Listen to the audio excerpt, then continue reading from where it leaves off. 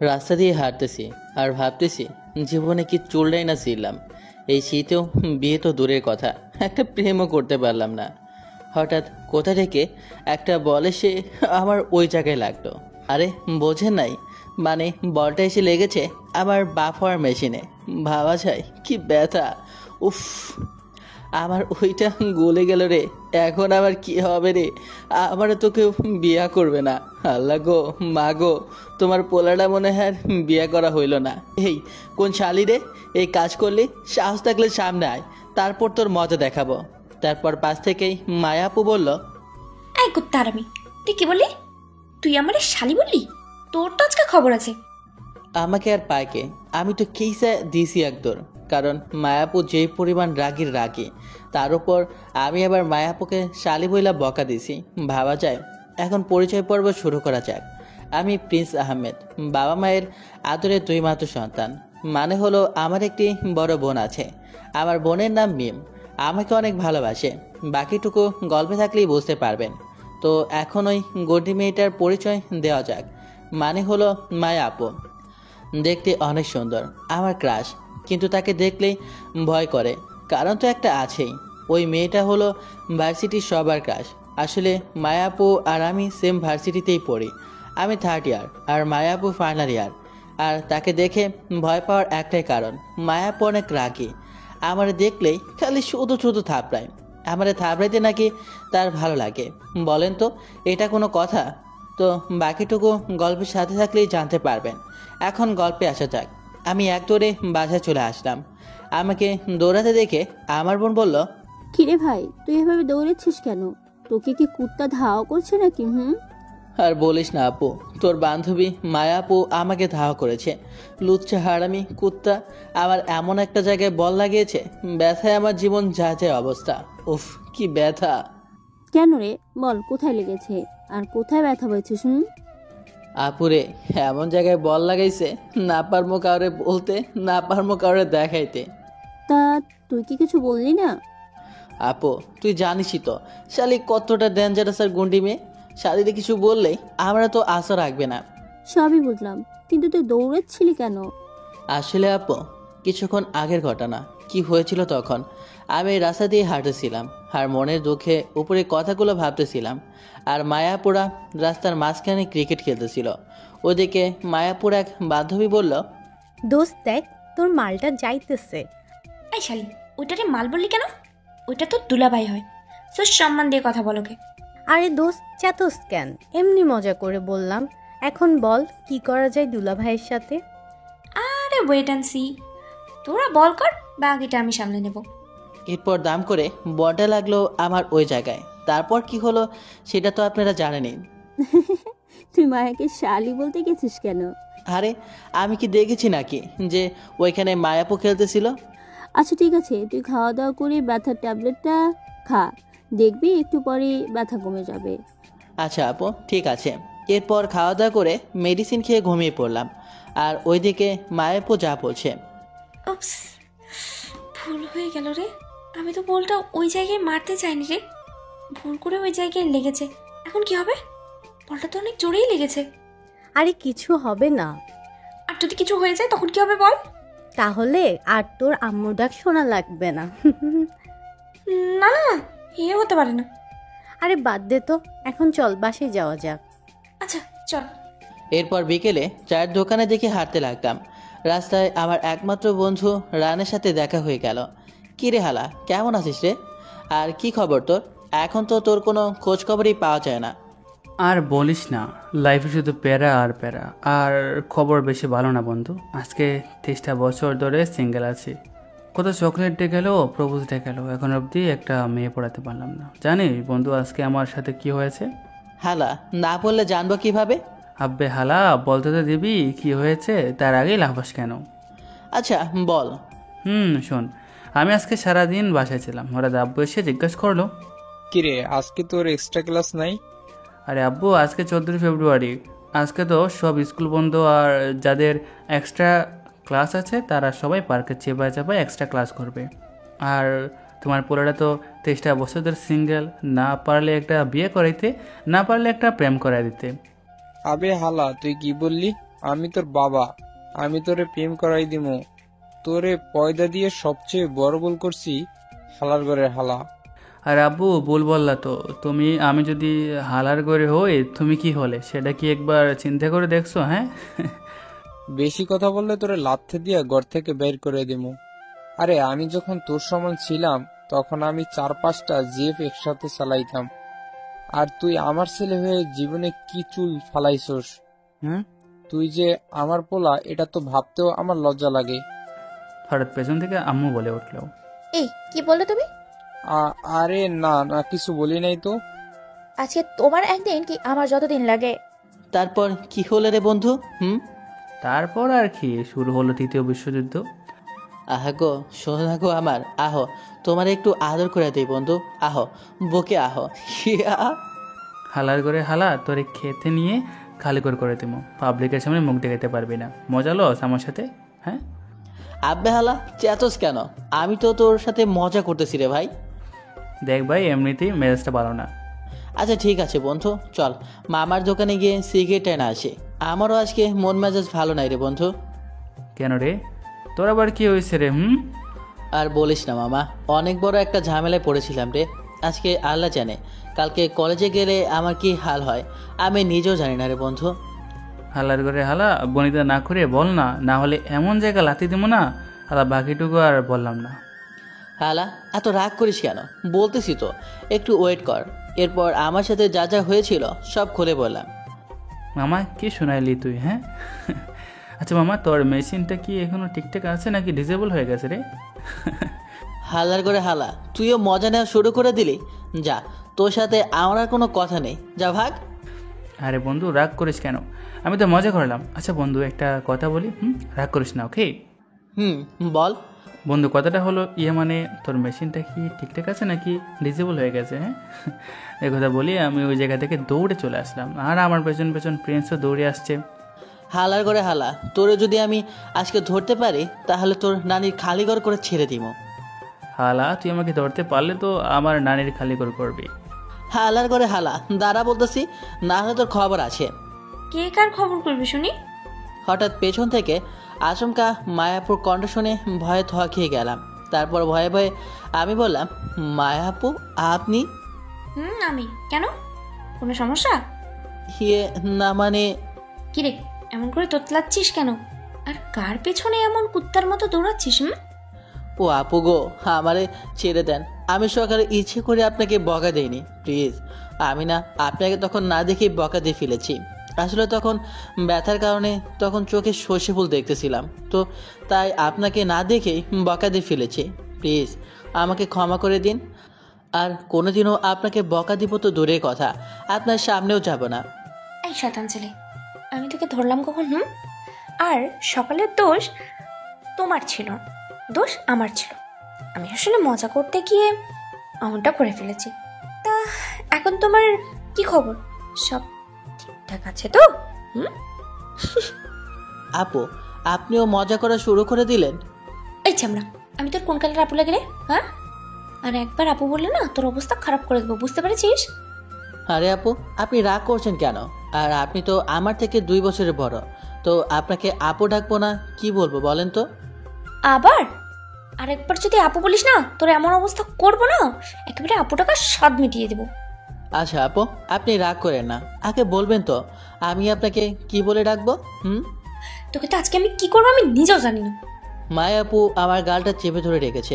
আরে আপনি বুঝতেছেন না কেন? অনেক দিনের অভ্যাস তো, তাই চেঞ্জ হতে একটু টাইম লাগবে না বলেন তো? আচ্ছা তোকে এবারের মতো মাফ করে দিলাম, আর তুই আমাকে মায়া বলে ডাকবি, বুঝতে পেরেছিস? আরেকবার যদি আপু বলে ডেকেছিস না, তাহলে কি করবো? Mind it. আমি বুঝতে পারলাম না, আমি আপনাকে আপু বললে প্রবলেমটা কোথায়? তোর এত কিছু বোঝা লাগবে না, বুঝতে পেরেছিস? বুঝতে পেরেছি। আচ্ছা আপনি এখন কোথায় যাবেন? আমি এখন তোদের বাসায় যাব, তোর আপুর সাথে আমার কিছু কথা আছে। আচ্ছা আপনি তাহলে যান। কেন, তুই বাসা যাবি না? না আমি এখন ঘুরতে যাব, আপনি যান। তোর এখন কোথাও ঘুরতে যাওয়া লাগবে না, আমার সাথে তোদের বাসায় চল। ইয়ে না মানে আমার না একটা কাজ আছে, প্লিজ আপনি কিছু মনে করবেন না। আচ্ছা ঠিক আছে, সাবধানে যাস, ওকে? ঠিক আছে, এরপরে মায়া আপু আমাদের বাসায় চলে গেল, আর আমি আমার বন্ধু রায়হানের কাছে চলে আসলাম। হালাই দূরে দাঁড়িয়ে সব কিছু দেখতেছিল। আমি ওর কাছে গিয়ে ওর শার্টের কলার ধরে বললাম, কিরে হালার করে হালা, এখন কই পালাবি বল? এখন তোর কি হাল করে খালি দেখ একবার। আজকে যদি তোর নানির খালি ঘর না করে ছাড়ছি তো আমার নামও প্রিন্স না, বুঝতে পেরেছিস? তারপর এলো পাথারি কিলঘুষি মারতে শুরু করলাম। হালাই শুধু উহ আহ করে চিল্লাইতেছে। প্রায় 5 মিনিট ইচ্ছে রকম মারলাম, তারপর ছেড়ে দিয়ে বললাম, এখন বস, কেমন লাগে? ওরে বন্ধুরে, কি মাঠটাই না দিলি। তোরে বহুত দোয়া করে দিলাম, যা তুই জীবনও বিয়ে করতে পারবি না। আহ কি ব্যথা গো। শালা আরও কয়টা দিব নাকি? ওরে বন্ধুরে, না না, আর মার দিস না, তাহলে আমাকে আর খুঁজেও কেউ পাওয়া যাবে না। শেষমেশ আমার বউটা বিধবা হয়ে যাবে রে। শালা আরও মজা নেবি কি আমার সাথে? ওরে বন্ধু, যদি বাইশে থেকে তাহলে আর জীবনও তো তোর সাথে লাগতে যাবো না। আমার ভুল হয়ে গেছে, আমাকে ক্ষমা করে দে। সারা জীবন মনে রাখবে এই মারের কথা, বুঝলি? ওরে বন্ধু, সারা জীবন মনে থাকবে, তুই চিন্তা করিস না। কি ব্যথা। বন্ধু বেশি ব্যথা করতেছে কি? শালার করে শালা, আমি কি মজা করতে আসছি নাকি? হ্যাঁ আচ্ছা বন্ধু, সরি, চল তোকে আজকে ব্যঞ্জন খাওয়ামো। আচ্ছা চল। বন্ধু, মায়া আপু তোকে কি বললো রে? আরে তেমন কিছু না। এরপর একটু আগে আমার আর মায়াপুর যে কথাগুলো হয়েছে রায়ানকে সব কিছু খুলে বললাম। আপনারা তো জানেনই, তাই আর দ্বিতীয়বার তুলে ধরলাম না। আর একটা কথা, রায়হান আমার বেস্ট ফ্রেন্ড হওয়ার সুবাদে আমার লাইফে যা যা হয় ওর সাথে শেয়ার করি, আর ওর লাইফে যা যা হয় ও আমার সাথে শেয়ার করে। আসলে বন্ধু মানে এটাই, যে কিনা অলওয়েজ বিপদের সময় পাশে থাকে আর নিজে যতটুকু পারে ততটুকু দিয়ে সাহায্য করে। আচ্ছা যাই হোক, এখন গল্পে আসা যাক। এরপর আমি আর রায়হান দুজনে মিলে মামার দোকানে বসে সিগারেট খাওয়া শুরু করলাম। আর ওইদিকে মায়া আপু আর আমার আপু কথোপকথনগুলো ছিল এইরকম। ওই কুত্তি হারামি শাকচুন্নি শয়তানি, তোর খবর করে ছেড়ে দিব আজকে। শালি, তুই আমার ভাইয়ের পেছনে পড়ে আছিস কেন বলতো? ওহে বৎস, তুমি এগুলো কিছুই বুঝবে না। আমি তো তোর পিচ্চি ভাইটাকে আমার করেই ছাড়বো। বুঝতে পেরেছিস? শাকচুন্নি, আমি কি বারণ করেছি নাকি যে তুই আমার ভাইয়ের পেছনে লাগিস না? তাহলে তুই হুঠাৎ আমার ভাইটাকে এমন করে কষ্ট দিস কেন? তোর জিনিস তুই হেফাজত করে রাখবি, তা না করে তুই আরো কষ্ট দিস। আর আজকে এমন জায়গায় বলটা লাগিয়েছিস, যদি কিছু একটা হয়ে যেত তাহলে তো তুই কোনোদিন মা হতে পারতি না। হ্যাঁ, এটা কি একবারও চিন্তা করে দেখেছিস? শয়তান সেমডি কোথাকার। আসলে সরি রে, আমি না ইচ্ছে করে মারি নাই, আসলে ভুল করে হয়ে গেছে। আচ্ছা ঠিক আছে, এখন বল তোর কি খবর, আর দিনকাল কেমন যায় তোর? আর বলিস না রে, সারাটা সময় শুধু ওই পিচ্চিটাই আমার মনে আমজান করে। কবে যে তোর ভাইটাকে নিজের করে পাবো আল্লাহ ভালো জানে। আহা গো শোনা গো, আমার এই মেয়েটা দেখি আমার ভাইয়ের চিন্তায় বিভোর। কি করবো বল, তোর ভাইটাকে না আমার এত ভালো লাগে, এত ভালো লাগে, মানে চকলেটের মতো করে খেয়ে ফেলতে ইচ্ছে করে। ওরে শাকচুন্নি, ভালো হয়ে যা। তোর ভাইটাই তো আমাকে ভালো হতে দিতেছে না রে, এতে আমার কি দোষ বল? আচ্ছা অনেক কথাই হলো, এখন বাসায় যাই। আর হ্যাঁ, কালকে কলেজে যাবি তো, তাই না? যাবো। আচ্ছা আমি তাহলে আজকে আসি রে। আর শোন, আমার জানুটাকে একটু দেখে শুনে রাখিস, ওকে? যা ভাগ শয়তান সিমরি। এরপর মায়াপু বাসায় চলে গেল, আর আমিও রায়ানের সাথে আড্ডা দিয়ে বাসায় চলে আসলাম। এরপর আপু আমাকে খাবার দিল, আর আমি খেতে শুরু করলাম। খাওয়া দাওয়া শেষ করে ঘুমে দেশে পাড়ি দিলাম। আর একটা কথা, এখনও কিন্তু রাত হয়নি, এখন কিন্তু বিকাল। আপনারা আবার ভাবেন না যে আমি রাতে ঘুমিয়েছি, আমি তো বিকেলে ঘুমাইছি। বিকেলে ঘুমানোরও একটা কারণ আছে, আর এর আসল কারণ হলো রাতে ভয়েস করতে হবে, আর ভয়েস করা শেষ করে আপনাদের জন্য গল্পটা তো এডিট করতে হবে, তাই না? এরপর আমরা কিছু ভাই বোনেরা মিলে রাতে গ্রুপ কলে আড্ডা দিব, আর আপনাদের জন্য এডিট করব, আরও অনেক কিছু। এখন গল্পে আসা যাক। একটু পর রায়হান ফোন দিল। হ্যালো শালা, কই তুই? বন্ধুরে, আমি তো ঘুমাইতেছি। কেন, কি হয়েছে বল? বাইরে আয়, পুংলি ব্রিজ থেকে ঘুরে আসছি। ওকে চান্ত, তুই একটু ফ্রেশ হয়ে ওয়েট কর, আমি ফ্রেশ হয়ে এসেছি। আসলে পঙ্গি ব্রিজে সময় পার করতে অনেক ভালো লাগে, বিশেষ করে রাতের অন্ধকারে এতটা ভালো লাগে বলে বোঝানো পসিবল না। এজন্য আমরা মাঝে মাঝে পঙ্গি ব্রিজে গিয়ে বসে থাকি, আর জীবনে যত কালো দিনগুলো পার করে আসে ওইগুলো আলোচনা করি। তো অনেক তো ভগভগ করলাম আমার রিয়েল লাইফ নিয়ে, এখন গল্পে আসা যাক। এরপর আমরা দুজন অনেকক্ষণ আড্ডা দিয়ে বাসায় চলে আসলাম। তারপর খাওয়া দাওয়া করে ভয়েস করতে শুরু করলাম। এরপর সবার সাথে গ্রুপ কলে আড্ডা দিতে শুরু করলাম। গ্রুপ কলে আমাদের একটা বোন আছে, যার স্পেশাল ডায়লগ হলো, কেউ ভালোবাসে না। সুইটিয়া পরে কেউ স্যার হাত পা দিয়ে জড়িয়ে ধরে ভালোবাসা দিয়ে রে। কুত্তা, হারামি, বান্দর, শাকচুন্নি, বিলাই, পেতনি, জামাই, তোদের তো আমি কি যে করব। আল্লাহ, সব কটার উপর ঠাড়া ফলাও না কেন। Same to you. যা ভাগ। আকাশ ভাই আসেন, গেম খেলে আসে। আসো। ওদের বকবকের মেশিন এখনই শুরু হবে। আল্লাহ, ওদের উপর ঠাড়া ফলাও না কেন। নাটক, অভিনয়, যাত্রাপালা এমনভাবে বলতেছেন ঠাড়া মনে হয় আপনার সম্পত্তি। উগান্ডা, তোরে তো আমি কি যে করবো রে। এরপর আমি আর আকাশ ভাই গেম খেলা শুরু করলাম। একটু পর রাজ ভাই আসলো। এরপর রাজ ভাই বলল, প্রিন্স প্রিন্স প্রিন্স ভাই বলেন। তোমার নানের খালি ঘর। ওরে চরিত্রহীন রাবেয়া, আপনার শালে কারিগর। দূর হয়ে যাও শয়তান ছেড়ি।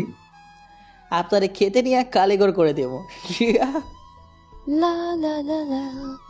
প্রিন্স দেখো তো সুইটিয়া পরে কে ইনবক্সে হাসায় হিহি।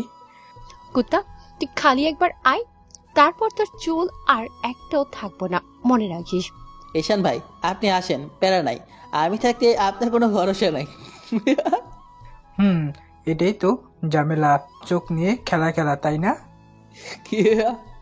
বন্ধ করো তোমাদের রুটির দোকান। ও প্রিয়া তুমি কোথায়? চোখ নিয়ে খেলা খেলা নাটক। সেটাই। ধ্বংস হয়ে যাবে হালা তোরা, একটাও বউ পাবি না। হুগুনের দোয়ায় গরুর মরে না। আকাশ আকাশ, আরে শোন না। বলো। তোর নানের খালি ঘর। হালা তুই ধ্বংস হয়ে যাবি। যা ভাগ শয়তান ছেড়ি। তিতলি তিতলি তিতলি। বলো রাজ ভাই। তোর ননদের খালি ঘর। শালা রাজের বাচ্চা রাজ, তুই ধ্বংস হয়ে যাবি, তোর কপালে বউ জুটবে না, দেখে নিস। ওগো রাজ ভাই ভালো হয়ে যান, না হলে কিন্তু আপনার চাইলে খালি ঘর করে ছেড়ে দিব। প্রিন্স তোরে তো আমি। থাক ভাই, আমি ভালো হয়ে গেছি। তুই আবার ভালো হবি, এ কথাও শুনতে হবে আমার? নাটক। ভালো হবে কেমনে বলেন তো আফা? কত করে বললাম একটা বউ খুঁজেছেন, তা তো আর দিলেন না, তাহলে ভালো হবে কি করে বলেন তো? উগান্ডা, তুই ধ্বংস হয়ে যাবি, তোর কপালে জীবনেও বউ জুটবে না, দেখে নিস। ওরে আফারে এমন করে বললেন না, কষ্ট লাগে তো। যা ভাগ। এরকম করে আরো ঘন্টাখানেক আড্ডা দিলাম। এরপর আমাদের গেম খেলা শেষ করলাম আর আকাশ ভাই ভয়েস করতে চলে গেল। একটু পর আকাশ ভাই এক পার্ট ভয়েস করে আবার কলে অ্যাড হলো। তখন সুইটি আপা আকাশ ভাইকে বলল, ওই আকাশ, ভয়েস কত পার্ট করছিস রে? এক পার্ট করছি গো আপা, ভয়েস করতে ভালো লাগে না। আকাশ, তোরে তো আমি আজকে কি যে করবো রে। এরপর এদের দুজনের মারামারি কাটাকাটি শুরু হয়ে গেল। এরপর আমরা যার যার মতো ঘুমিয়ে পড়লাম। সকালে কলেজের দিকে রওনা হলাম। হঠাৎ দেখলাম মায়া আপু একই রাস্তা দিয়ে কলেজে যাচ্ছে। হঠাৎ দেখলাম মায়া আপু কলার খোসায় পা পিছলে পড়ে যাচ্ছে। অমনি আমি মায়া আপুকে ধরে ফেললাম। এরপর যা হলো তা দেখার জন্য আমি প্রস্তুত ছিলাম না। হারামি, তুই আমার কোমরে হাত দিলি কেন? তোর এত বড় সাহস হলো কি করে? মায়াপু কোনো কথা বলার সুযোগ না দিয়ে আমাকে ঠাস ঠাস করে কানের নিচে দুটা দিয়ে দিল। আমি পুরো হতভম্ব হয়ে গেলাম। আপু তুমি এটা কি করলা?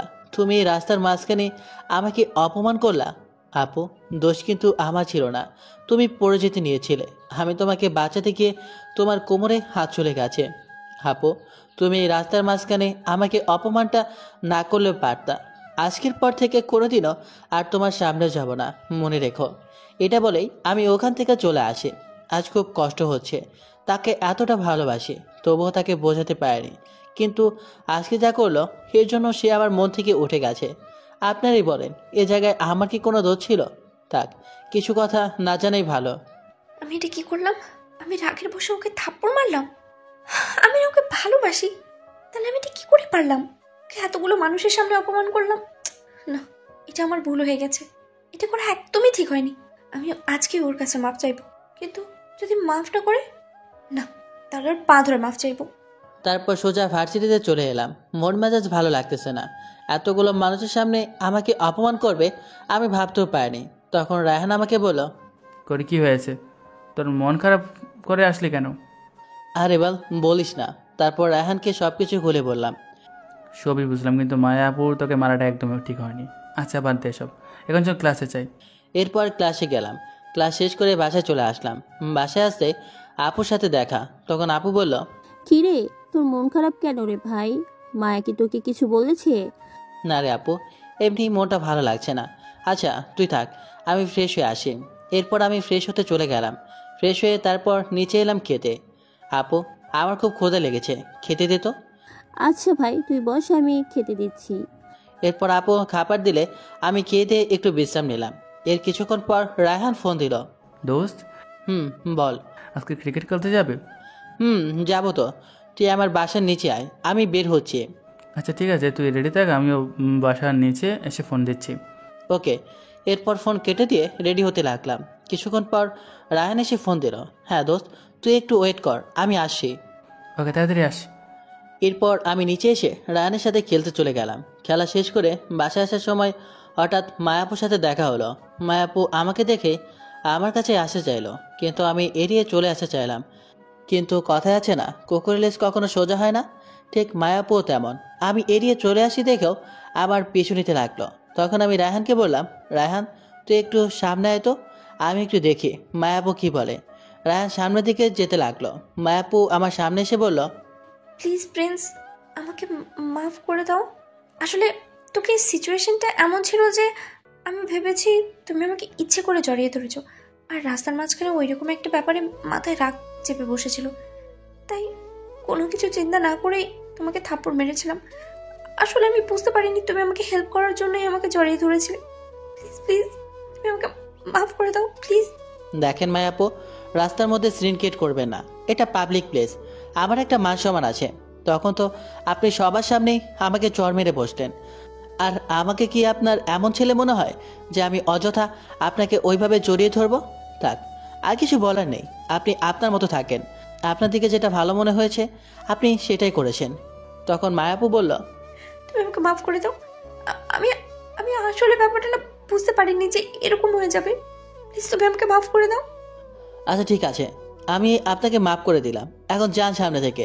এরপর মায়াপুকে আর কিছু বলতে না দিয়ে রায়হানের কাছে চলে আসলাম। তখন রায়হান বলল, কে দোস্ত, মায়াপু কান্না করে তোকে কি বললো? আর বলিস না ভাই, সকালের কাহিনীর জন্য মাপ চাইতে আসে। আর তুইও মাফ করে দিলি? কি করব বল, রাস্তার মাঝখানে এরকম করে কান্না করছে, ব্যাপারটা কীরকম হয়ে যায় না, এজন্য মাফ করে দিলাম। আচ্ছা বাদ দে এসব, এখন চল বাসায় যাই। আচ্ছা ঠিক আছে, চল বাসায় যাই। এরপর আমি বাসায় আসলাম। বাসায় এসে খাওয়া দাওয়া করে কিছুক্ষণ বই নিয়ে পড়াশোনা করে গ্রুপ কলে আড্ডা দিতে চলে আসলাম। কেমন আছেন সবাই? তখন সুইটি বলল, এই তো আলহামদুলিল্লাহ ভালো। তা তুই কেমন আছিস? আমার আর ভালো থাকা আছে, আল্লাহ যেরকম রেখেছে। তো কি করেন সবাই, আর এমন মনমরা কেন? আবার কি ঝগড়া লাগছে নাকি ঈশান ভাইয়ের সাথে? আরে না রে, আমি এডিট করতেছি। আচ্ছা, প্রতিদিনের মতো গ্রুপ কলে সবাই মিলে আড্ডা দিতে থাকলাম। এক পর্যায়ে আড্ডা শেষ হয়ে যে যার মতো ঘুমাতে চলে গেলাম। সকালবেলা ঘুম থেকে উঠে যে আজরের মুখটা দেখতে হবে আমি ভাবতেও পারিনি। আমি লাফিয়ে উঠে চিৎকার মেরে বলে উঠলাম, আল্লাহ গো, কে আছো গো, বাঁচাও, শয়তান আছে আমার ঘরে। জামা চুপ, একদম একটা কথা বলবি না, কথা বললে না তোর গলা টিপে দিব আমি। মায়াপুর এমন ব্যবহার দেখে তো আমি একদম চুপ হয়ে গেছি। আমার গলা যেন শুকিয়ে কাঠ হয়ে গেছে। আমার আওয়াজ শুনে তখন রুমে মিমাপু প্রবেশ করে। কিরে ভাই, তুই এভাবে কেন চিৎকার মারলি? কি হয়েছে? মনে হয়েছে তোর তুই একটা পেতনি রেখেছিস। খেয়াল করলাম পেতনি বলাতে মায়াপু মিমাপুর দিকে রাগে চোখে তাকিয়ে রইল। তখন মিমাপু কথা কেটে বলল, আজকে আমার জন্মদিন, কিন্তু আমারই তো মনে নেই। কিন্তু এখানে আবার কিন্তু কি আছে? হ্যাঁ না, আমি ভাবছি যে আমার জন্মদিন, কিন্তু আমাকে উইশ করার জন্য মায়াপু কেন আসে এখানে? মিম, তুই একটু বাইরে যা তো, আমি তোর ভাইয়ের সাথে কিছু বোঝাপড়া আছে, তুই একটু বাইরে যা প্লিজ। দেখিস, আমার ভাইটা কিন্তু খুব ছোট, মাসুম, কিছু বোঝে না। আমার ভাইটাকে কিছু করিস না। না, তোর ভাই তো কিছুই বোঝে না, একেবারে অবুঝ শিশু, এখনো ফিডার খায়। আমি একটা ফিডার কিনে নিয়ে এসেছি, তো ঘুম থেকে উঠলে তো বাচ্চারা ফিডার খায়, ওকে, তাই আমি ফিডার খাওয়াবো এখন। তো না কিনে কি যে বলিস। আচ্ছা ঠিক আছে, তুই কথা বল, আমি আসছি। আমি রান্না করে যাচ্ছি, আম্মুকে একটু হেল্প করতে হবে। আমি মায়াপুকে কিছু বলতে চেয়েও বলতে পারলাম না, কারণ মায়াপু আমার মুখ চেপে ধরলো। আমি আপুকে কিছু বলতে পারলাম না। আমি আপুকে বলতে চেয়েছিলাম যে আপু যেন এখান থেকে না যায়, কারণ আমাকে কি করে আমি নিজেও জানি না। এই তুই আমাকে কি বললি শুনি? আমি পেতনি না? পেতনি কি করে জানিস? মাথা কামড়ায়, কামড়ায় রক্ত চুষে খায়। আমি তো সব কিছু এখন খাবো, দেখি তুই কি করিস। প্লিজ আপু, আপনি আমার কাছে আসবেন না। আমার কিন্তু আপনাকে দেখলে খুব ভয় করে। আমার কলেজের মধ্যে পানি থাকে না। আমার আপনাকে দেখলে আমার যেন আকাশ পাতাল সব কিছু ওলট পালট হয়ে যায়। আমার কাছে আসবেন না আপু। এই কুত্তার আমি তোর আপুকে, আমি কি তোর আপু নাকি? এখন থেকে তুই আমাকে সোনা জান ময়না বলে রাখবি। আর যদি আপু ডাকিস না, তো তোকে আমি শেষ করে ফেলবো। বল আমাকে সোনা ময়না টিয়া বলবি? আমি তো ভয়ে শেষ, কারণ মায়া আমার থেকে আসতে লাগলো। আমি ভয়ে ভয়ে বলতে লাগলাম, সরি আমার সোনা ময়না টিয়া। এখন ঠিক আছে, এবার হাঁ কর। মায়া আমাকে কেক খাইয়ে দিয়ে আমার মুখে একটা কিস করে লজ্জা ওখান থেকে চলে যায়। আমি তোর এমন কাণ্ডে বুঝতে পারছি না, কিন্তু আমি এতটুকু জানি মায়া আমাকে অনেক ভালোবাসে। কিন্তু আমিও যে ওকে ভালোবাসি, তারপরে এত সহজে যে ওকে আমার ভালোবাসার কথা বলবো না, কারণ ও আমাকে অনেক জ্বালিয়েছে। এখন ওকে জ্বালানোর পালা। এরপরে ওয়াশরুমে গিয়ে ফ্রেশ হচ্ছি, কারণ কলেজে যেতে হবে। কিছু সময় পর ওয়াশরুম থেকে বের হয়ে রায়ানকে একটা কল করি। কলটা করতে আলারপুর ফোনটা রিসিভ করে বলে উঠল, মামা কই তুমি? এখানে তো একটা আকাম হয়ে গেছে। তুই তাড়াতাড়ি যত তাড়াতাড়ি পারস বুলেটের মতো কলেজে চলে আয়। আরে কাহিনীটা কি সেটা তো বলবি না? তারপর তো শুনছি কাহিনী কি হয়েছে। শালা, তোরে যেটা বলছি সেটা কর। তুই যত তাড়াতাড়ি পারিস কলেজে চলে আয়। আর বেশি কিছু বলতে পারবো না। যদি আসিস তাহলে ভালো হবে না, না আসলে তোর খবর আছে। তোর হালা, আমি আসছি। এরপর রেডি হয়ে কলেজে চলে যাই। আমার আপু অনেক ডাকাডাকি করেছে খাবারের জন্য। আমি না খেয়ে কলেজে চলে যাই। বাইকটা বের করে কলেজে যাওয়ার উদ্দেশ্যে রওনা দিলাম। একটু সময়ের পর দেখলাম ক্যাম্পাসের বটগাছের নিচে বসে আছে রায়হান। ওর সামনে যেতেই বলে উঠল, শালা, তোর এখন আসার সময় হচ্ছে? আরে তুই এত রেগে আছিস কেন? কি হয়েছে আমাকে তো বলবি, তারপরে না হয় দেখতে পাচ্ছি কি হয়েছে। তোকে কেউ কিছু বলেছে নাকি? কার এত বড় সাহস তোকে কি বলে? আমিও দেখছি, তুই আমাকে তো বল কি হয়েছে। আমাকে তো কেউ কিছু বলেনি, কিন্তু তুই তো ভালো করে জানিস ওই যে আফসানা মায়াপুর বান্ধবী, ওকে অনেক ভালোবাসি, কিন্তু ওকে কখনো কিছু বলতে পারেনি। তুই সব জানিস। আজকে দেখলাম ভার্সিটির মধ্যে ওকে একটা ছেলে প্রপোজ করেছে, কিন্তু ও রাজি হয়নি। তাই ছেলেটা ওকে অনেক বাজে কথা বলেছে। কলেজে আসার পর আমি এসব শুনি, আমার তো মাথা পুরো গরম হয়ে যায়। আফসানা নাকি কলেজ থেকে বের হয়ে গেছে কান্না করতে করতে। এখন ওই শালাটাকে আমি খাবো। তুই চিন্তা করিস না, ওর কত বড় সাহস তোর কলেজের দিকে হাত বেরিয়েছে। আমি ওকে ছাড়বো না। আমি ওকে কুচি কুচি করে হাঙর মাছকে খাওয়াবো। সিনিয়রদের কখন ক্লাস শেষ হবে? এই তো আর মাত্র 10 মিনিট বাকি আছে। আমি দুটো রড পিছনে লুকিয়ে রেখেছি। তুই একটা হাতে নিয়ে কিছুক্ষণ পর ওদের ক্লাস শেষ হবে, একটু পর ছেলেটা বের হবে, তখন দুজন মিলে ওকে ধরবো। এরপর শালাকে ইচ্ছা মতো খেলাবো। ওর কত বড় সাহস আমার জানের দিকে নজর দেয়। ওর চোখ দুটো উপড়ে নেব। আচ্ছা ওয়েট কর দেখি। কিছু সময় পর সিনিয়রদের ক্লাস শেষ হয়, তখনই দেখি ছেলেটা বের হয়। তখন রায়হান রডটা নিয়ে ছেলেটার মাথায় একটা বাড়ি মারে। ছেলেটা ছিটকে দুহাত দূরে গিয়ে পড়ে। তখন ছেলেটার পাশে থাকা একটা ছেলে রায়হানকে লাথি মারে।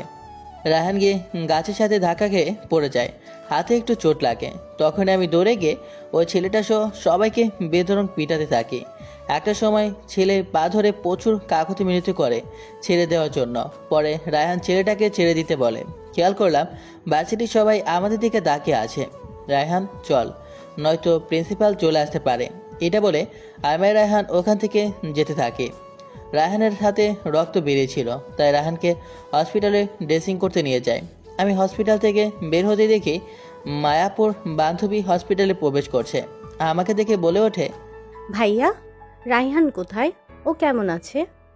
ও তো ঠিক আছে, তেমন কিছু হয়নি, হাতে একটু ব্যথা পেয়েছে। ও এখন কথা আছে? ওই তো পাশের কেবিনে, আপনি ভেতরে যান, আমি একটু আসি। এটা বলে আমি ওখান থেকে বের হয়ে যাই। আর মনে মনে বলি, মনে হয় আফসানাও রায়হানকে ভালোবাসে। সারা এখন বসবে সিনিয়র মেয়ের প্যারা।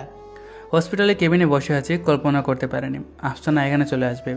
ও এসে আমার গালে একটা থাপ্পড় মেরে বলতে লাগলো, তোর কি প্রয়োজন ছিল ওই ছেলেটার সাথে লাগতে গিয়েছিস? ওই ছেলেটা যদি আজকে তোর কিছু করে ফেলতো তাহলে কি হতো? এখন তোর কি অবস্থা হয়েছে নিজেকে দেখেছিস? তুই কেন আমার জন্য ছেলেটাকে মারতে গেলি? কিছু কথা আছে যা মুখে বলা যায় না। আর কিছু কথা আছে নিজে থেকে বুঝে নিতে হয়। যদি সে কিছু না বুঝে তাতে আমি কি করব? তোর এমন ন্যাকা কথা আমি শুনতে আসিনি। ঠিক করে বল তুই কি বলতে চাস, নয় কিন্তু আমি আবার কানে নিচে আরেকটা দিব। এই না না বলছি, আসলে সত্যি বলতে কি বলবো, আমি যখন তোমাকে প্রথম ভার্সিটিতে দেখি তখন থেকে আমি তোমাকে ভালোবেসে ফেলি, কিন্তু তোমার চিনি না, তাই আর সেই বই আমি বলতে পারিনি। আর তুমি একটু রাগিও, তাই তোমাকে বলার মতো সাহস আমার হচ্ছিল না। কিন্তু সত্যি বিশ্বাস করো, আমি তোমাকে অনেক বেশি ভালোবাসি। আমি ভাবলাম আমার গেলে হয়তো বা এখন একটা থাপ্পড় পড়বে, কিন্তু আমার সব চিন্তা ধারণা ভুল করে দিয়ে আফসানা আমাকে জড়িয়ে ধরে বলতে লাগলো, আমি তোমাকে অনেক ভালোবাসি রায়হান। আমি ভিতরে প্রবেশ করে ওদের এমন কাণ্ড দেখে কাশি দিলাম। কাশি দিয়ে রায়হানকে গিয়ে বলতে লাগলাম, শালা তোর তো সব কিছু হয়ে গেছে, এখন তো আমাকে ট্রিট দিতেই হবে। দেখলাম আফসানা লজ্জায় ওখান থেকে বেরিয়ে যায়। তখন রায়হান বলে, আরে শালা সব দিব, চিন্তা করিস না। আজকে আমার মনটা খুব ভালো, তাই চল তুই যা খাবি আমি আজকে তোকে তাই খাওয়াবো। রেস্টুরেন্টে গিয়ে ইচ্ছে মতো শালার টাকা একেবারে খালি করে দিলাম। এরপরে বাসায় এসে দিলাম একটা ঘুম। বিকালবেলা আপু এসে বলে, কিরে এসব কি শুনছি তোর নামে? কেন, কি হয়েছে? আমি আবার কি করলাম? আপু প্লিজ তুই আব্বুকে বুঝিয়ে বল প্লিজ, আমার এখানে কোনো দোষ নেই। ওই ছেলেটাই তো এসে রায়হানকে মারতে গিয়েছে। আমি এসব বলতে পারবো না, নিজের ঠেলা নিজে সামলা। প্লিজ বোন আমার, তুই না আমার কলিজার বোন, প্লিজ প্লিজ। আচ্ছা ঠিক আছে, আমি দেখছি। যাক, এবার মনে হয় বিপদ থেকে বাঁচতে পারবো, কারণ আব্বু যে রাগে। আপু শুধু আপুর কথা ছাড়া আর কারো কথাই শুনে না। আপু রুম থেকে চলে যায়। আমি বিকেলে বসে ফেসবুকে চালাচ্ছিলাম, তখনই আমার আত্মা কেঁপে ওঠে, কারণ আপু বাসায় চলে এসেছে। অফিস থেকে এসেই বলে ওঠে, আমেনা, আমেনা কোথায় তুমি? নিচে আসো। ছেলেটা কি আমাকে আর শান্তিতে থাকতে দিবে না? কি হয়েছে? এভাবে গরুর মতো কেন লাফাচ্ছ? ঠিক করে বললেই তো হয়। আমি এমনই, শুধু শুধু করছি। তোমার ছেলে কি করছে জানো? আমার ছেলে কি করেছে? আমার ছেলে তো আজ পর্যন্ত একটা মাছিও মারতে পারে না, সে আবার কি করলো? বাহ আমেনা বাহ, তুমি তো খুব ভালোই নিজের ছেলের প্রশংসা করছো। আর এদিকে তোমার ছেলে তো কলেজে গিয়ে মারামারি করছে, গুন্ডামি শুরু করেছে। তুমি কি এগুলো খবর রাখো? কি বলছো? আমি তো বিশ্বাস করছি না। আমার ছেলে এসব কিছুই করতে পারে না। প্রিন্স নিচে আয় তো বাবা। তোর আব্বু এসব কি বলে? আমি আম্মুর কথা শুনে নিচে এসে বলে, আম্মু আব্বু যা বলছে অর্ধেক সত্য, বাকিটা মিথ্যা। তাহলে জনাব আপনি বলুন কোনটা সত্যি আর কোনটা মিথ্যা? আসলে হয়েছে কি, রায়হানকে কিছু ছেলে মারতে গিয়েছিল, তো আমি কি বসে থাকতাম? তাই তাকে বাঁচাতে গিয়ে ঝামেলার মধ্যে পড়ে গেলাম। তখন আম্মু আমার কাছে এসে বলতে লাগলো, বাবা দেখি দেখি তোর কিছু হয়নি তো? না আম্মু, আমার কিছু হয়নি, তোমার দোয়া সবসময় আমার সাথে থাকে। বাহ বেশ তো, মা ছেলে তো একেবারে আসল বিষয়টা মেরে যাচ্ছ, কিন্তু আমি ছাড়ছি না। ওর চাল সারিয়ে আমি শুকাতে দিব। এই বলে একটা লাঠি নিয়ে আব্বু তেড়ে আসতে লাগলো। তখনই আপু আব্বুকে বলল, আব্বু ওকে ছেড়ে দাও, আমি খোঁজ নিয়ে দেখছি ওর কোনো দোষ নেই। আর মায়া সব বিষয়টা দেখেছে, ওর বাবাকে সব কিছু বলে মিট করে নিয়েছে। তুই বলছিস তাই ছেড়ে দিলাম, নয়তো হারামজাদাটাকে পিটিয়ে ঠিক করতাম। মায়া মেয়েটা কত ভালো, ওর মতো এমন গর্ধম না, কত মিষ্টি মেয়েটা। নিজের ছেলে তো ভালো কাজ করে, চোখে পড়ে না, তার অন্যর মেয়ের প্রতি দরদ উতলে উঠতে পড়ছে। এটা বলে দিলাম তোর। রাতে খাওয়া দাওয়া করে ঘুমানোর জন্য প্রস্তুতি নিয়েছিলাম, তখনই হঠাৎ করে ফোনটা বেজে ওঠে। ফোনটা হাতে নিয়ে দেখি পেতনিটার ফোন। ফোনটা রিসিভ করতেই ওপাশ থেকে বলে ওঠে, কিরে ফোন রিসিভ করতে এত সময় লাগে নাকি? আমার ফোন আমি কখন ধরবো না না ধরবো সেটা কি আপনাকে জিজ্ঞেস করবো নাকি? এই তোর আজকে কি হয়েছে? আমার সাথে এমনভাবে কথা বলছিস কেন? আজব তো, আমি আবার কেমন করে কথা বললাম? আমি ঘুমাবো, বাই। এটা বলে ফোনটা রেখে দিই। সকালবেলা ফ্রেশ হয়ে রেডি হচ্ছি কলেজে যাওয়ার উদ্দেশ্যে। কলেজে যাব, তখনই আম্মু পেছন থেকে বলে ওঠে, প্রিন্স দাঁড়া, ওই যে তোর মেঘলান্টি আছে না, ওনার মেয়ে বৃষ্টিও নাকি নতুন কলেজে অ্যাডমিশন নিয়েছে। তাই উনি বলে গিয়েছে ওনার মেয়েকে তুই আজকে সাথে কলেজে নিয়ে যেতে। তাই তুই ওনাদের বাসা থেকে বৃষ্টিকে কলেজে নিয়ে যাস তোর সাথে। আমি শুনেছি মেঘলা আন্টির মেয়ে নাকি বাইরে পড়াশোনা করতে লন্ডনে গিয়েছে, কিন্তু কিছুদিন আগে আন্টি অসুস্থ হওয়ার কারণে মনে হয় বৃষ্টি লন্ডন থেকে দেশে চলে এসেছে। আমার সাথে বৃষ্টির কখনো দেখা হয়নি, কারণ আমরা গত বছরে এখানে বাড়ি করেছি, আর বৃষ্টি এর আগের বছরই লন্ডন গিয়েছে। আম্মুর কথায় মেঘলাদের বাসায় গেলাম। মেঘলা আন্টিদের বাসায় এসে দেখি কলিং বেলটা বাজাতেই দেখলাম একটা মেয়ে দরজা খুলল। মেয়েটাকে দেখে তো আমি ক্রাশ খেলাম, কারণ মেয়েটা দেখতে অপরূপ সুন্দরী। মেয়েটা আমার দিকে তাকিয়ে বলে উঠল, আপনি এখানে কাকে চান? ওই যে পেছনে যে বাড়িটা দেখছেন না, ওটা আমাদের বাসা। আর এখানে মেঘলা আন্টি বলেছে ওনার মেয়ে বৃষ্টিকে একটু কলেজে দিয়ে আসতে, তাই আমি এসেছিলাম। ও আচ্ছা, আপনি কি তাহলে প্রিন্স? হ্যাঁ, কিন্তু আপনি আমার নাম কি করে জানেন? কারণ আমি হচ্ছি বৃষ্টি, আর আমার কথাই বলছেন। তাহলে আর কি, চলুন। কিসে যাবেন? গাড়িতে? আপনার বাইক আছে না? দেখলাম না বাইক নিয়ে আসলেন। হ্যাঁ হ্যাঁ, চলুন বাইকে করে যাই। বৃষ্টিকে নিয়ে বাইকে করে কলেজের উদ্দেশ্যে রওনা দিলাম। একটা সময় পর কলেজে এসে পৌঁছায়, তখন বৃষ্টি বলে, আচ্ছা, আমি তো এখানে ক্যাম্পাসটা খুব ভালো করে চিনি না, আমাকে একটু ঘুরিয়ে দেখাবেন? আমি না করতে পারলাম না। বৃষ্টিকে নিয়ে ক্যাম্পাসটা ঘুরতে লাগলাম।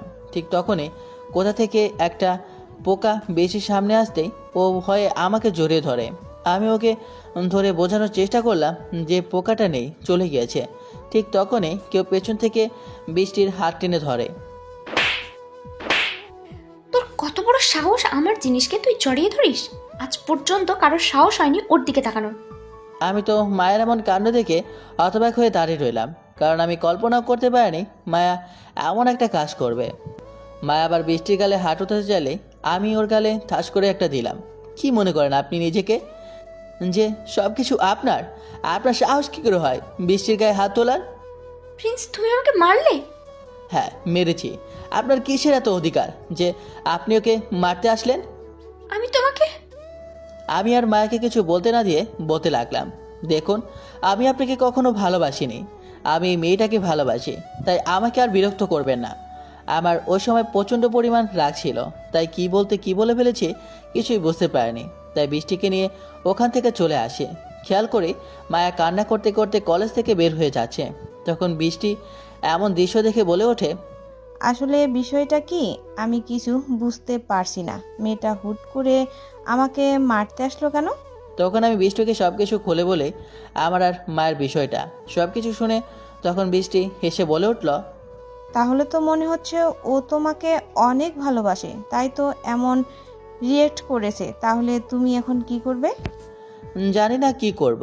বৃষ্টিকে ওখানে রেখে কলেজ থেকে বের হয়ে আসি, কারণ মনটা খুবই খারাপ। আজকে এই হাত দিয়ে মায়াকে মেরেছি, তাই ভালো লাগছে না। তাই ভাবছি একটু নদীর পাড়ে যাব। তাই রাহানকে একটা কল দিয়ে নদীর পাড়ে আসতে বলি। আমি একটা ব্রেঞ্চে বসে আছি। কিছু সময় পর রাহান আসে, আর এসেই বলে ওঠে, কিরে, কি হয়েছে তোর? আসলে আজকে রাহানকে সবটা খুলে বলি। তখন রাহান বলে, এখন তাহলে কি করবি? জানি না কি করব, কিন্তু ও খুব কষ্ট পেয়েছে, তাই ভাবছি পাখিটার মান অভিমান ভাঙাতে হবে। দেখ তোর পাগলি কি করে। শালা আমারটা তো যেমন তেমন, তোরটা কি? শালা আমার মালটাই বড় কঠিন। কোনো মায়ের দিকে তাকাইলে থাপড়াইয়া দাঁত আর নলি ঠিক করে লাগায়। তুই যে লুচু মামা, তোর জন্য এমনই হওয়া উচিত। তোর তো শালা সারাদিন মায়ের উপরে রাখা দরকার। রাহানের সাথে আরও কিছু কথা বলে মনটা ভালো করে বাসার উদ্দেশ্যে রওনা দিই। বাসায় এসে দেখি বাসা পুরো ফাঁকা, টেবিলে খাবার বাড়া আছে। তাই টেবিল থেকে খাবার খেয়ে রুমে যাই। চোখে কেন জানি না ঘুম ঘুম লাগছে, তাই ঘুমিয়ে পড়লাম। ঘুম থেকে উঠে বেশ অবাক হলাম, কারণ আমার রুমটা সাজানো হচ্ছে, কিন্তু রুমে কেউ নেই। নিচে গিয়ে আরও বেশি অবাক হলাম, কারণ পুরো বাড়িটা সাজানো হচ্ছে। দেখলাম আপু পাশে দাঁড়িয়ে আছে। ওকে জিজ্ঞেস করলাম, আপু, বাসাটা এভাবে সাজানো হচ্ছে কেন? এখন রুমে পড়ে সব জানতে পারবি, কাজ করতে দে। যা বাবা, কিছুই তো বুঝলাম না। তোর সাথে রুমে এসে বসে রইলাম। একটু সময় পর দেখলাম রায়হান আমার রুমে প্রবেশ করেছে। ওকে দেখেই অবাক হয়ে জিজ্ঞেস করলাম, কি রে তুই এখানে, আর তোর হাতে কি এটা? কি বলছিস, তুই জানিস না? জানলে কি আর তোকে জিজ্ঞেস করতাম নাকি? মানে কি, আনি তো কল করে বললো আজকে তোর বিয়ে। মানে পাগল হলি নাকি? আমার বিয়ে মানে? হ্যাঁ রায়হান ঠিক বলছে, আজকে তোর বিয়ে, আর এখনই রেডি হয় না। আমি তো আব্বুর কথা শুনে যেন আকাশ থেকে পড়লাম। আব্বু, তুমি এসব কি বলছো? তোর আপু ঠিক বলেছে, আর আমি কিচ্ছু শুনতে চাই না। রায়হান, তুমি ওকে সাজিয়ে নিচে আনো। হ্যাঁ, আমিও ওই কথাই বলতে চাই, এটাতে তোর ভালো। আমি তো কিছুই বুঝতে পারছি না কি হয়েছে হঠাৎ করে যে আমার সাথে আব্বু আম্মু এমন ব্যবহার করছে। রায়হান বলে ওঠে, এখন তাহলে তোর মায়ের কি হবে? আমি জানি না, কিন্তু আম্মু কখনো এভাবে রেগে যায়নি। আমি মনে হয় কোনো বড় একটা পাপ করেছি, যার জন্য আম্মু আমার সাথে এমন করছে। যা হওয়ার পরে দেখা যাবে, এখন রেডি হয়ে নিচে আয়, চল। আমি আর কিছু বললাম না, পাঞ্জাবি আর শেরানি পরে নিচে আসলাম। রায়হান আর আমি একটা গাড়িতে এসে বসি। আমার চোখ দিয়ে পানি পড়ছে, কারণ আমি কল্পনাও করিনি আমার সাথে এমন কিছু হবে। আমি শুধু মায়ের কথা ভাবছি, ওকে ছাড়া আমি কিভাবে থাকবো। দেখতে দেখতে বিয়ের কাজটা সম্পূর্ণ হয়। আমি কি করবো বুঝতে পারছি না। চাঁদে এসে দাঁড়িয়ে আছি, তখন রায়ান এসে বসে। আন্টি বলেছে তোর রুমে যেতে, ভাবি নাকি একা বসে আছে। আমি আর কিছু না বলে মাথা নিচু করে ভাবছি মেয়েটাকে আমার আর মায়ের বিষয়টা সব খুলে বলবো, কারণ আমি মায়াকে ভীষণ ভালোবাসি। ওকে আমি স্ত্রী হিসাবে কখনো মানতে পারবো না। এসে ভেবে রুমে প্রবেশ করি। রুমে এসে দেখি মেয়েটা খাটের উপর লাল শাড়ি পরে ইয়া বড় একটা ঘুম্পা দিয়ে বসে আছে। আমি কাছে যেতে মেয়েটা এগিয়ে আসতেই বলে উঠলাম, আপু, আপনি এখানে কেন? মায়াপু, আপনি কেন? এই, তুই কি ভেবেছিস আমি থাকবো না? তুই কি তোর বাপ থাকবে? না, আমার বাবা তো বিয়ে করেনি। ওই, মাথা গরম করবি না একদম। যা বাবা, আমি আবার কি করলাম? আমি তো বলতেছিলাম আমার বউ কোথায়। কি? তুই বউ খুঁজতেছস? মায়া আমার গলায় একটা চাকু ধরে কথাগুলো বলতে লাগলো। এই শোন, আমি ছাড়া তুই অন্য কোনো মেয়ের কথা বলা বা দূরেই থাকলো চিন্তাও যদি করিস না, তোকে মেরে আমি নদীতে ফেলে দেবো। আমি তো ভয়ে ভয়ে মনে হচ্ছে এখানে ইস্যু করে দেব। প্লিজ, আমার ভয় করছে। আমি বাচ্চা মানুষ, আমাকে ছেড়ে দিন। বাচ্চা? দুদিন পর বাচ্চার বাবা হয়ে যাবে, সে নিজেকে বাচ্চা বলে চালিয়ে দিচ্ছে। ওই, আপনি আমাকে বিয়ে করেছেন? হ্যাঁ। চুপ, একদম ন্যাকা কান্না করবি না। তো কি করব? হ্যাঁ, আপনি আমার জীবনটাকে তেজপাতা করে দেবেন। দেখ, এমনিতে আমি ভালো মানুষ, বেশি কিছু হইলে না। হ্যাঁ, আপনি কি মানুষ? মানে তুই বুঝতে চাস? না, আপনি তো একটা শয়তান পেতনি যে আমাকে বিয়ে করেছেন আমার ঘর চিবিয়ে খাওয়ার জন্য। এই বলে দিলাম দৌড়। জানি হাতে পেলে খুব মারবে আমায়। নিচে এসে রায়ান শালাকে একটা কল দিলাম। কিরে বন্ধু, তুইও আমার কাছে তো নতুন কালেকশন নাই, রোদ্দুরের কাছে আছে, ওরে বলছি তোকে পাঠাতে। শালা হরামজাদা, আগে কথা না শুনে ছাগলের 3 নাম্বার বাচ্চার মতো লাফাচ্ছিস কেন? ও অন্য কিছু আগে বলবি তো, কি হয়েছে? তুই কই গেলি? ওই বাড়ি থেকে আসার পর তোর তো কোনো খবরই নাই। আরে বলিস না, আমার জানটার জন্য মনটা খুব খারাপ হয়েছিল। ওয়েট, দেখতেছি। শালা, তোরে তো আমি এখানে আমার জীবনে খেলা আছে, তুই এখানে ফিরিত করস? ক্রিকেট না টেনিস বল। এখন কিন্তু সত্যি সত্যি মাথা গরম হচ্ছে আমার। আচ্ছা বল, কি হয়েছে? তুই জানিস আমার সাথে কার বিয়ে হয়েছে? হ্যাঁ, তোর বউয়ের। চুপ শালা, আমার সাথে মায়ার বিয়ে হয়েছে। কি বলছিস? আমি তো কানে কিছু শুনতে পাচ্ছি না রে, আবার বল। তুই যা শুনলি তাই সত্যি। তার মানে আন্টি সব জেনে গেছে, এমন সিদ্ধান্ত নিল? আমি জানি না আজকে ও আমার সাথে কি করবে। আমি বাসার বাইরে দাঁড়িয়ে আছি, তুই বুদ্ধি দে কি করব, কারণ তুই তো শয়তানের মাস্টার। চুপ শালা, বহুত তো মায়া মায়া করে লাফাচ্ছিলি, এখন সামলা পায়। শালা কলটা কেটে দিল আমাকে এমনভাবে মানকা চিপে ফেলায়া। তখনই কেউ পেছনে হাত দেয়, দেখি মিমাপু। তখন মিমাপু বলে ওঠে, দেখ ভাই, আমরা জেনে শুনে তোর জন্য এই সিদ্ধান্ত নিয়েছি। জানি তোর শুনতে খারাপ লাগছে, কারণ আমরা না জানি এত বড় একটা সিদ্ধান্ত নিয়ে ফেলেছি। আমরা তোর ক্ষতি চাই না। মায়ের মেয়েটা আসলেই অনেক ভালো একটা মেয়ে, ও তোকে খুব ভালোবাসে। যখন তোকে একটা মেয়ের সাথে দেখে তখন ও সুসাইড করতে চায়। আমরা সব শুনে ওর সাথে তোর বিয়ে ঠিক করি। যা ভাই, এই রুমে যা, মায়া তোর জন্য অপেক্ষা করছে। আপুর কথা শুনে ভয়ে ভয়ে আবারও পা বাড়ালাম নিজের রুমের উদ্দেশ্যে। মনে হচ্ছে আমার পা যেতে চাইছে না সামনের দিকে। আমার ভয়ে সারা শরীর ঘামে ভিজে গেছে। দরজা খুলে ভিতরে প্রবেশ করতেই নীলা শার্টের গলা ধরে টেনে ওর বুকে এনে বলতে লাগলো, ওই, কোথায় গিয়েছিলি? এত সময় ধরে কি করছিলি? কই, আমি তো বাহি। আর কিছু বলতে দিল না, আমাদের 4 ঠোঁট এক করে দিল মায়া। আমি যেন কোন এক মায়ের অনুভূতি জগতে হারিয়ে গেলাম। প্রায় 5 মিনিট পর দুজনে হাঁপাতে লাগলাম। তখন মায়া বলে ওঠে, কি কেমন হয়েছে সোনা? ছি, লুচু মায়া আমাকে একা পেয়ে আমার ইজ্জত নিয়ে গেল। চুপ, নয় কিন্তু আবার দিব। কই, না না, এই তো গুড বাই, এখন আমি তোমার বুকে ঘুমাও। এটা কি সরকারি সম্পত্তি নাকি দাবি করলে হয়ে যাবে? এই তো সব কিছু আমার, তাই বেশি লাফালাফি করলে না, ওইটা দেখেছিস একদম পেট করে দেবো। এই না না, আমার খুব ব্যথা করবে, আপনি ঘুমান। এই তো গুড বাই আমার সোনা। হ্যাঁ, কি নেকা শয়তান, পেতনিটা ঘুমিয়ে গেছে। যেভাবে জড়িয়ে ধরেছে মনে হচ্ছে আমি কোথাও হারিয়ে যাব। পাগড়িটা আসলে আমাকে অনেক ভালোবাসে। সকালবেলা ঘুম থেকে ওঠার অনেক চেষ্টা করলাম, কিন্তু উঠতে পারছি না। কেন জানি না বুকের মাঝে কোনো একটা ভারী জিনিস অনুভব করছে, কিন্তু সেটা কি বুঝতে পারছি না। চোখটা খুলে দেখি মা আমাকে শক্ত করে জড়িয়ে ধরে শুয়ে আছে। ওর হাতটা এমনভাবে আমার বুকের সাথে জড়িয়ে ধরে রেখেছে যেন আমি কোথাও হারিয়ে যাচ্ছি। জানালা দিয়ে সূর্যের কিরণ ওর মুখে পড়তে মায়ের সৌন্দর্য যেন দ্বিগুণ হয়ে গেল। হঠাৎ করে মনে হলো, কি ব্যাপার, মায়া আমার রুমে কি করে? আম্মুকে ডাক দেব। তখনই মনে হলো গতকাল তো আমার বিয়ে হয়েছে মায়ের সাথে, ভুলেই তো গিয়েছিলাম। মায়ের হাতটা কোনো রকম সরিয়ে ওয়াশরুমে গেলাম ফ্রেশ হতে। ওয়াশরুম থেকে বের হয়ে দেখি মায়া এখনও বাচ্চাদের মতো গটিসুটি মেরে শুয়ে আছে। তাই আর কিছু না বলে নিচে চলে গেলাম। নিচে আসতেই আম্মু বলে উঠল, কে রে, বৌমা কোথায়? তুই দেখি ঘুম থেকে উঠে চলে এসেছিস, বৌমাকে নিয়ে আসিসনি কেন? এখন তো শুধু বৌমা নিয়েই থাকবে, এখানে যে তোমার ছেলে না খেয়ে আসে তার দিকে কি নজর দেবে না? তোর তো সবসময় সবকিছু করে দিতে হয়। এখন বৌমাকে ডেকে আন, তারপর তো নাস্তা দিচ্ছি, যা। তোর ছাতা কিছু ভালো লাগে না, তাই বাধ্য হয়ে আবার রুমে যেতে হলো। রুমে এসে দেখি মায়া ড্রেস চেঞ্জ করছে। এমন সময় আমি দরজা খুলে ভিতরে প্রবেশ করতে গেলাম। মায়া তো লজ্জায় মুখ লুকালো। আমি চোখ বন্ধ করে বলতে লাগলাম, ছি, আপনি এসব কি পরে আছেন, আমার লজ্জা লাগছে। আমি গেলাম।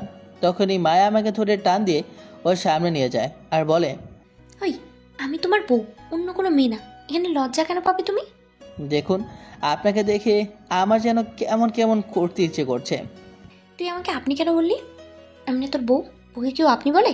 ওই দিন না বললাম আমাকে তুমি বা সোনা পরে ডাকার জন্য? এটা বলে মায়া আমার কাছে আসতে লাগলো।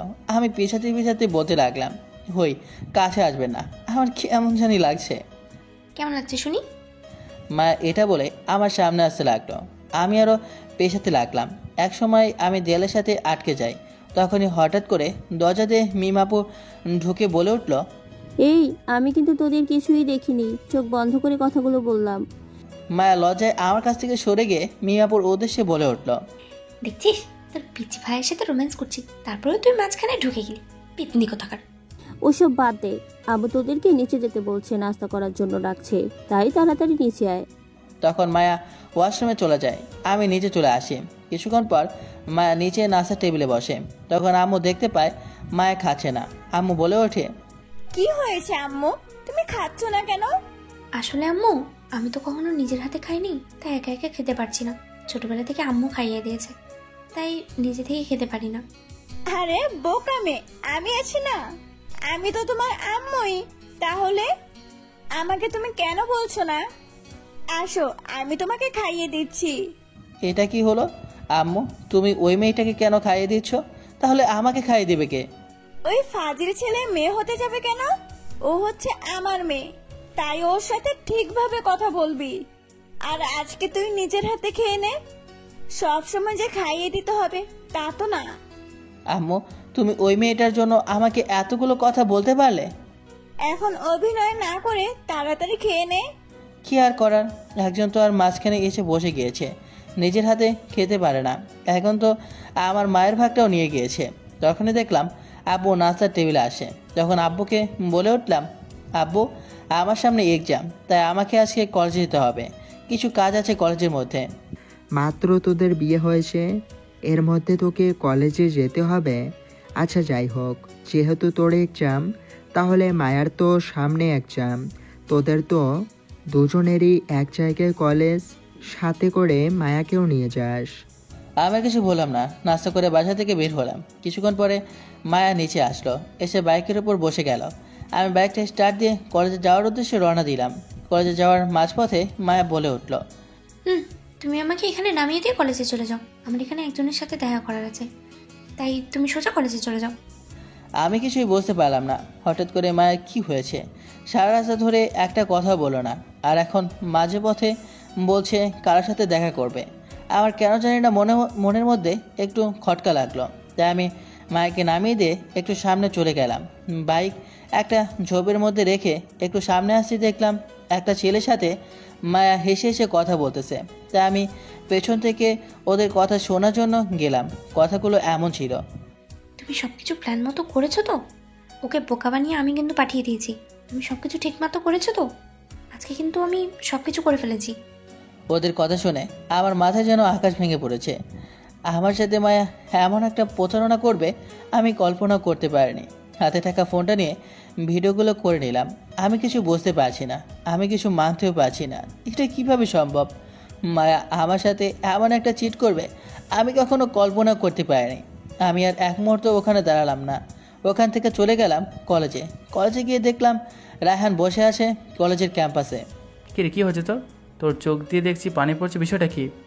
রায়হানকে সব কিছু দেখানোর পর আর বলার পরও সব কিছু শুনে বলে উঠল, আমি তো বিশ্বাসই করতে পারছি না তোর সাথে মায়ের এমন একটা সিট করবে। আমি কখনো ভাবিনি মায়ের মতো মেয়ে তোর সাথে এমনটা করবে। আমার কিছু ভালো লাগছে না, তাই রায়হানের সাথে কোনো কথা না বলে ওখান থেকে চলে আসি। একটা বটগাছের নিচে এসে কান্না করছি, কারণ যাকে জীবনের থেকে বেশি ভালোবেসেছি আর সেই মানুষটা আমাকে ধোঁকা দিয়েছে। ভাবতেও বুকটা ফেটে যাচ্ছে। তখন হঠাৎ ফোনটা বেজে ওঠে। হাতে নিয়ে দেখি আপুর ফোন। প্রিন্স শোন, আমি আর আব্বু আম্মু আমরা আজকে গ্রামে যাচ্ছি, তাই তুই কলেজ থেকে বাসায় চলে আসিস, কোথাও বন্ধুদের সাথে আড্ডা দিচ্ছিস না। এটা বলে আপু কলটা কেটে দেয়।